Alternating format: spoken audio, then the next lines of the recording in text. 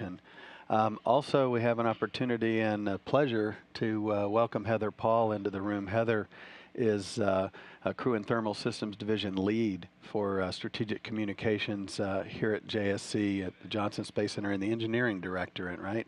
And Heather is taken. I'm really pleased to have her come and join me. Thanks, Heather, for coming. Oh, it's my pleasure. Thank you.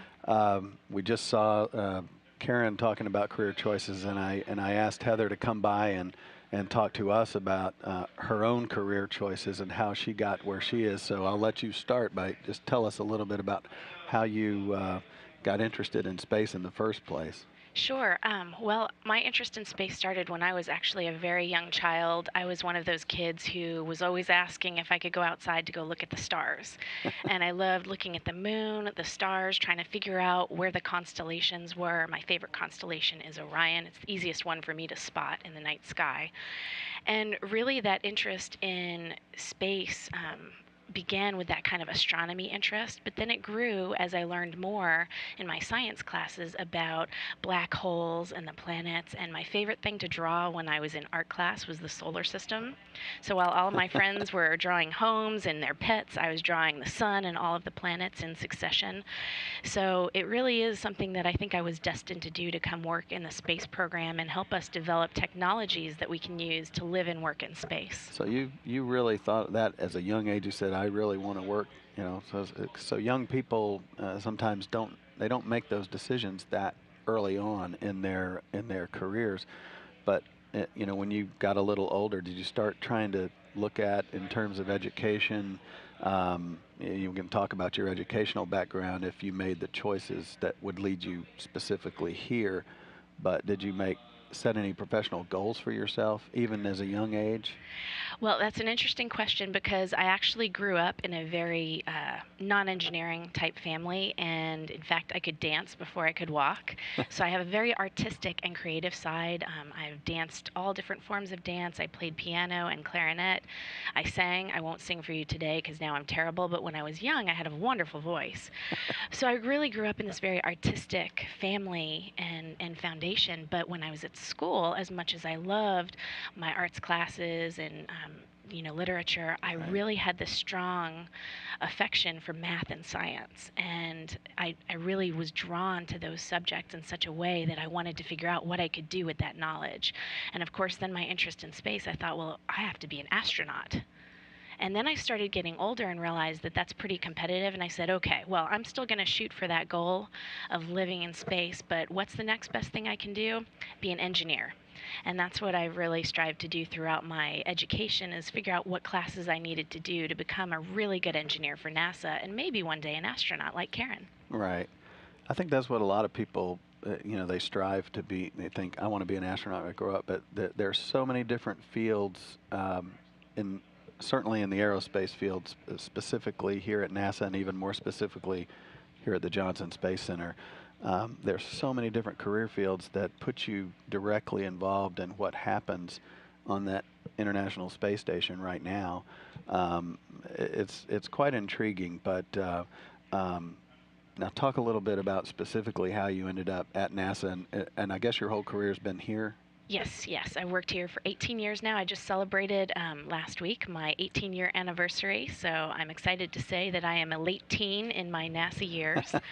But I actually started out here as a student. So when I was majoring in mechanical engineering and Spanish at Auburn University, I was one of the lucky few that got a job here as an undergraduate student, and I was able to alternate between going to school for a semester and then coming to work at NASA. And it was an amazing way to get a better understanding of all of the theories and all my homework and design projects that I did at school, how I could apply that to not just engineering projects, but engineering projects that were going to fly in space. And so I was able to take a stroll through life sciences for a while and learn how the body is affected by microgravity. I spent a lot of my time in our engineering directorate designing space station tools and hardware and evaluating spacesuit materials. I was a rocket scientist for a very, very brief time, realized that my experience does not lend well to propulsion techniques, so I'm going to leave that to the experts there. I also was in mission operations for a while, learning how to work in a place like the flight control room here to help the astronauts while they're doing their day-to-day operations.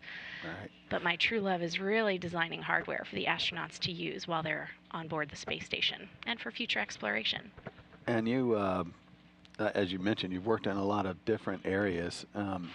Diversity in your portfolio or your professional portfolio.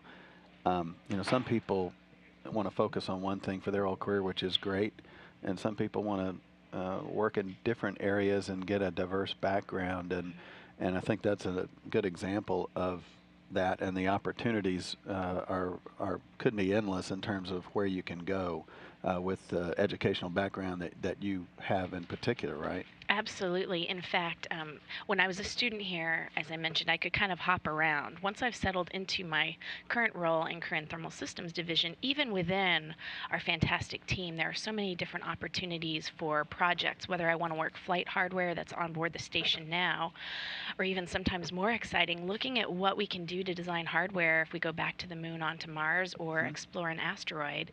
And as you mentioned, the diversity in careers, the diversity in opportunities is just as diverse, if not even more so.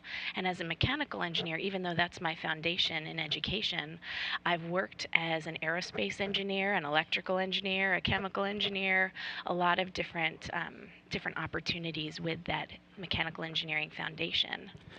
And now, and not only with that foundation, now Heather, obviously, she not only reaches out internally in the work that she does, but you also now, do quite a bit of external work as well associated with getting the word out about what we do.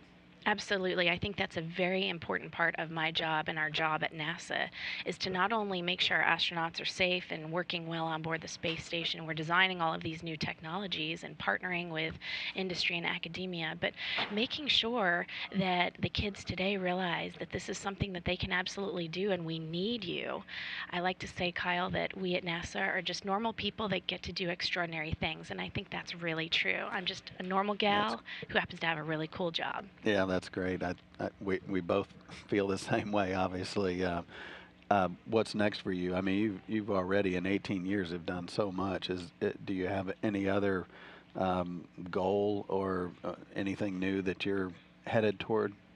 Certainly, of course, my ultimate dream is to become an astronaut. We'll see if that happens one day. But if not, I'm actually really happy being a support engineer for our flight crew.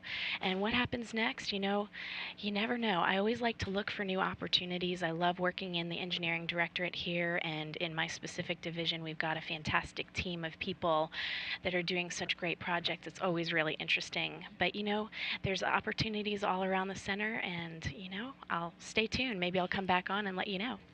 Well, we'll look forward to that. And her favorite constellation is Orion. Of course, we're building an Orion spacecraft to go to deep space one day, and the commercial crew program is there to follow on the shuttle with a new crew vehicle to deliver astronauts to the International Space Station. So, along with a lot of other engineering activities that are going on around JSC, and not only here, but at other agencies or other centers around the agency as well. So, as you can tell from Heather, she's one of a lot of people that support what goes on not only here at the Johnson Space Center, but at NASA in general.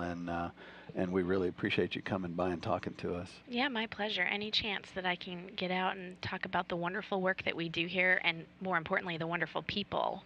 It's just such a great family and such a great team, and it's my honor absolutely to work here. It really is. It's a great bunch of people to work with, and all the flight controllers here, they all say the same things. And so, again, we appreciate you coming by.